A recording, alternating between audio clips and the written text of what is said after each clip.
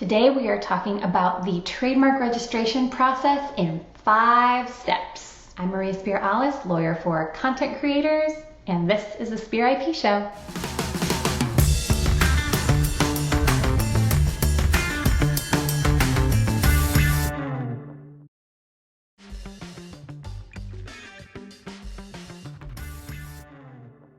Step number 1, you must do a trademark clearance search. 98% of the time I will run a clearance search unless the client really does not want me to.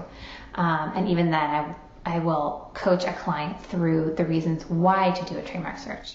And here's why. A good trademark search will show the likelihood that you will succeed with registering your trademark, whether you can protect your trademark, and whether you can use your trademark. Remember that in the US, there's something called common law trademark rights.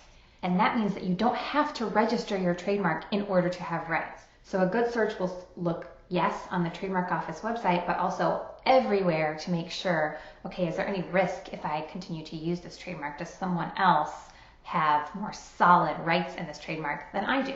Step 2, if the clearance search comes back A-OK, then it's time to gather all of those materials. We need proof that you are using the trademark in connection with your services. We need information about the owner, name, address, blah, blah, blah. And we take all of that information along with a good specific list of the services or products that you offer, put it all into the application, and then step 3 is we file. Step 4, we wait.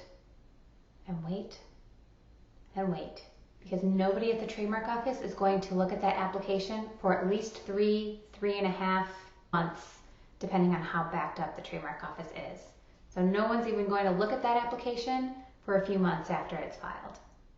Step 5, there is a 30-day period called the publication period, where so long as your trademark application is moving through the Trademark Office and hasn't gotten rejected, basically during that 30-day period, anyone that feels that they would be damaged by your registration, by your successful registration of your trademark, can file what's called an opposition proceeding. It's like a little mini lawsuit. It takes place completely within the Trademark Office, all online, but they have that 30-day window to either file one or file an extension so they can get their ducks in a row and see whether they actually want to oppose. So long as no oppositions are filed, the trademark moves on to successful registration.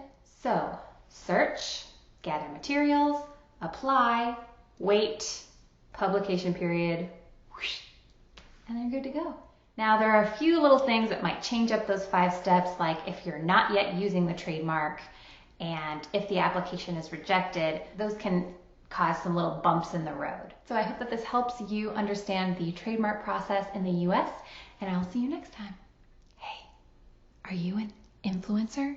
Let me ask it differently. Are you a blogger or podcaster or thought leader? If the answer is yes, I want you to go to spear-ip.com/influencer.